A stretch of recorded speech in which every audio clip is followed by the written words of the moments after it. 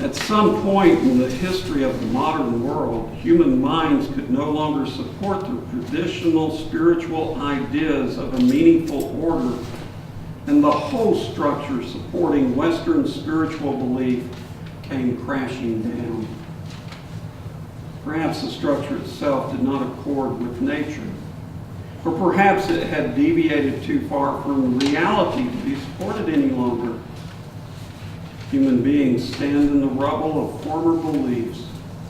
We finger through the shards of meaning, trying to imagine what the whole might have been like. That not too optimistic point of view by Kabir Helminski came to mind as I had thought about this gospel lesson. What Kabir describes in figurative terms, the people who were around that community that produced this gospel had experienced in real terms.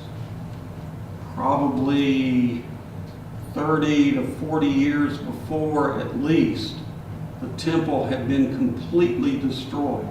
The object of Jesus' love and those that followed Jesus were destroyed along with the temple. And then there were still Christians out in the world. But they were left with no guiding institution at all. They stood in the rubble of former beliefs. So this gospel is presented as a very optimistic gospel. Jesus is talking about what we really need to be sustained as human beings. We need what? We need water and we need food. And Jesus talks about those through this story in terms of a deeper source of water, a more meaningful type of sustenance or food.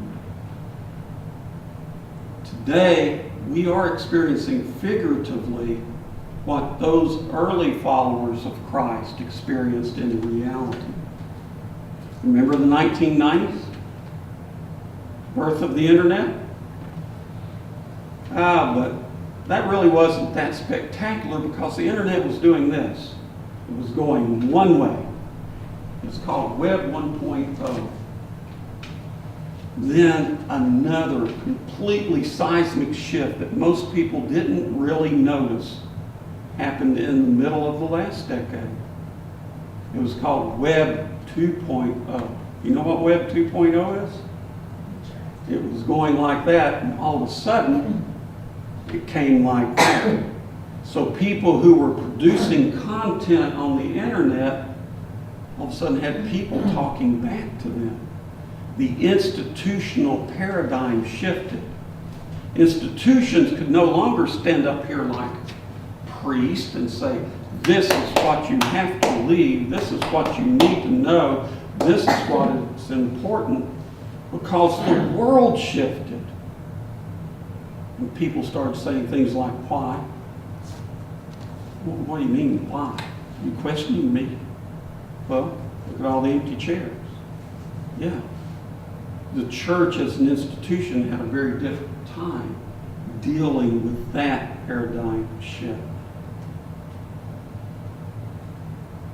But it's all right there in the gospel. Yeah, the world changes. You know what's happening now? It's another seismic shift. We're moving from Web 2.0 to the Internet of Things. So be ready. It's coming. But we're prepared for that.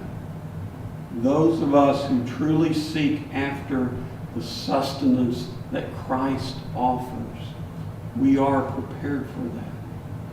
And it's crucial that we hear this gospel lesson and know that even if these walls are shattered, our spiritual sustenance is not gone. If this table catches fire and is consumed, our spiritual sustenance is not gone. Because we've all been taught by this gospel lesson today that worship begins where? Where does it begin? It begins with you, with your spirit, with your soul. That's where the real temple is. That's where God abides. And the challenge that every one of us in this room has, and it's obvious from the empty chairs what a challenge it is to bring our young people, our children, and our grandchildren to taste that living water, to eat of that spiritual food of sustenance that gives us meaning and purpose and vision in the midst of a world that is constantly changing. If we don't, they'll starve.